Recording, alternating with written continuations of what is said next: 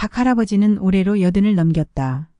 한평생을 가족을 위해 헌신하며 살아온 그는 이제 혼자 남아 시골 마을에서 여생을 보내고 있다.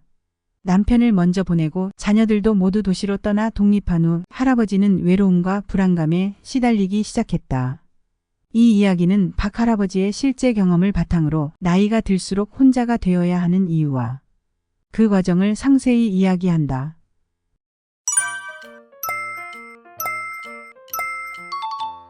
박 할아버지는 아내와 함께 일구던 작은 농장에서 홀로 생활하게 되었다.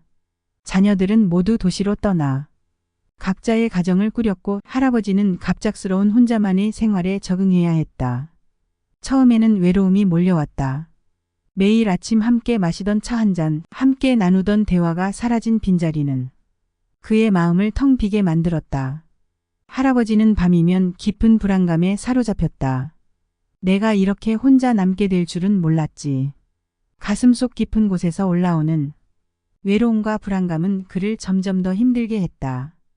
혼자 남은 할아버지는 시간이 갈수록 더욱 깊은 내적 갈등에 빠졌다. 그는 자주 과거를 떠올리며 자책했다. 내가 좀 더 자식들과 시간을 보냈더라면 이렇게 외롭지는 않았을 텐데. 자녀들이 떠난 뒤 느끼는 공허함은 그를 힘들게 했고 자식들에게 기대고 싶은 마음이 커져갔다. 그러나 그는 자녀들에게 이 마음을 털어놓을 수 없었다. 자녀들이 바쁜 삶을 살고 있다는 것을 알기에 자신의 외로움을 이야기하는 것이 자식들에게 짐이 될까 걱정되었다. 그는 자신을 점점 더 안으로 가두게 되었고 이런 내적 갈등은 그의 건강에도 악영향을 미쳤다. 어느 날 오랫동안 연락이 끊겼던 친구 김 씨가 할아버지를 찾아왔다. 김 씨도 몇 년 전 아내를 잃고 홀로 지내고 있었지만 그는 그 시간 동안 혼자만의 삶을 어떻게 살아가고 있는지 이야기했다. 김 씨는 혼자 지내며 다시 글을 쓰기 시작했고 작은 취미를 통해 삶의 의미를 찾아가고 있었다. 처음엔 나도 많이 힘들었지. 하지만 결국 내가 내 삶을 살아야 하더라고. 그때부터 글을 쓰고 산책을 시작했어. 혼자 지내는 게 꼭 외로움을 의미하는 건 아니야. 김 씨는 말했다. 그의 이야기를 들은 박 할아버지는 큰 충격을 받았다. 자신과 비슷한 상황에서 김 씨가 어떻게 자신의 삶을 되찾아갔는지 듣고 할아버지는 결심하게 되었다. 나도 내 삶을 다시 찾아야겠구나. 그는 스스로 다짐했다. 박 할아버지는 김 씨의 방문 이후 자신의 삶을 다시 찾기 위해 노력하기 시작했다. 그는 처음으로 정기적인 산책을 시작했다. 매일 아침 일찍 일어나 산책을 하며 자연의 아름다움을 느끼고 신선한 공기를 마시는 것은 그에게 큰 위안이 되었다. 이제라도 내가 내 삶을 살아야겠구나. 그는 자신에게 다짐했다. 이내 그는 자신의 생활을 스스로 관리하면서 독립성과 자율성을 회복하기 시작했다. 그는 언제 일어나고 무엇을 먹고 어떤 활동을 할지 스스로 결정하는 자유를 누리게 되었다. 아침 산책 후에는 오랫동안 잊고 지냈던 글쓰기를 다시 시작했다. 내 생각을 정리하고 감정을 글로 풀어내는 것이 이렇게 큰 위안이 될 줄은 몰랐어. 그는 아침에 일어나면 스스로 일과를 정하고 하루를 계획하는 것에서 삶의 큰 변화와 자율성을 느꼈다. 내가 하고 싶은 일을 내 방식대로 할 수 있다는 것이 얼마나 큰 기쁨인지 몰랐어. 그는 새로운 요리법을 시도하거나 자신의 정원을 가꾸는 일을 계획하며 하루하루를 채워갔다. 할아버지는 글쓰기를 통해 자신의 감정을 정리하고 새로운 시각으로 삶을 바라보게 되었다. 글을 쓰면서 그는 자신의 생각을 객관적으로 바라볼 수 있었고 점차 자신의 상황에 대한 수용과 이해가 생겨났다. 내가 내 삶의 주인이 되어야 한다는 사실을 글을 쓰면서 더욱 깨달았어. 혼자 지내면서 할아버지는 자신만의 공간과 평화를 즐길 수 있었다. 아침 일찍 일어나 정원을 가꾸고 오후에는 책을 읽으며 조용한 시간을 보냈다. 이 고요함이 이제는 나에게 평화를 주는구나. 그는 생각했다.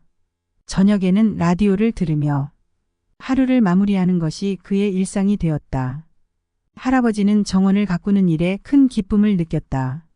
다양한 꽃과 식물을 심고 가꾸며 자연의 아름다움을 만끽했다. 내 손으로 이렇게 가꾸어 나가는 것이 얼마나 소중한지 그는 속으로 중얼거렸다. 정원에서 일하는 동안 그는 마음의 평화를 찾고 자연과 교감할 수 있었다. 또한 정원 가꾸기를 통해 몸을 움직이며 건강을 유지할 수 있었다. 이 과정에서 할아버지는 자연의 리듬에 맞춰 사는 것이 얼마나 중요한지 깨달았다. 계절에 따라 변화하는 정원을 보면서 그는 자신의 삶도 그러한 변화의 일환임을 느꼈다. 정원도 계절마다 변하듯 나도 내 삶의 계절을 받아들여야겠구나. 그는 하루하루가 다르게 변해가는 정원의 모습을 보며 자신의 변화도 긍정적으로 받아들이기 시작했다. 혼자만의 시간은 그에게 내면의 평화를 가져다 주었다. 사람들과 함께 있을 때는 느끼지 못했던 자신만의 속도와 리듬이 그에게는 큰 위안이 되었다. 혼자 지내는 것이 고독만을 의미하는 것은 아니야. 오히려 이 시간이 나를 더 잘 알게 해주었어. 박 할아버지는 외로움을 극복하기 위해 지역사회의 다양한 활동에 참여하기로 결심했다. 매주 열리는 마을 장터에서 사람들과 이야기를 나누며 소소한 기쁨을 느꼈다. 이렇게 사람들과 어울리니 마음이 한결 가벼워지는구나. 그는 마을의 자원봉사 활동에도 참여하면서 이웃들과의 유대감을 강화할 수 있었다. 그는 이웃들과 함께 정기적으로 모여시 낭독 모임을 갖기도 했다. 시를 낭독하며 서로의 감정을 나누는 것이 이렇게 즐거울 줄이야.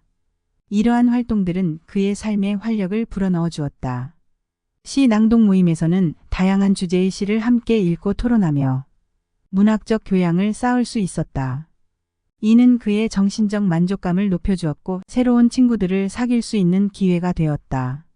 활동을 통해 그는 다시금 사람들과의 연결이 얼마나 중요한지를 깨달았다. 혼자 지내면서도 사회적 활동에 참여함으로써 그는 자신이 여전히 공동체의 일원이라는 느낌을 가질 수 있었다. 내가 여기서도 여전히 중요한 존재라는 사실이 얼마나 위로가 되는지 몰라. 이웃들과의 대화를 통해 그는 새로운 관점을 얻기도 했다. 다른 사람들의 경험과 이야기를 들으면서 그는 자신의 상황을 다른 시각에서 바라볼 수 있었다. 다른 사람들도 저마다의 어려움을 겪고 있구나. 나만 이런 게 아니었어. 그는 다른 사람들과의 교류를 통해 위로와 격려를 얻었다. 또한 박 할아버지는 스마트폰을 사용해 자녀들과 영상통화를 하고 온라인 커뮤니티에 참여하며 외로움을 덜 수 있었다. 이렇게 쉽게 자식들과 얼굴을 마주할 수 있다니 정말 좋은 세상이구나 그는 생각했다. 이러한 실천을 통해 박 할아버지는 혼자서도 건강하고 안전한 생활을 영위할 수 있었다. 건강, 안전, 영양 등 다양한 관리는 할아버지의 삶을 풍요롭게 해주었고 그가 혼자 지내면서도 삶의 질을 높일 수 있도록 도와주었다. 혼자 지내면서도 이렇게 건강하게 살 수 있다니 참 다행이지 그는 스스로에게 말하며 앞으로도 계속해서 자신의 생활을 잘 관리하기로 결심했다.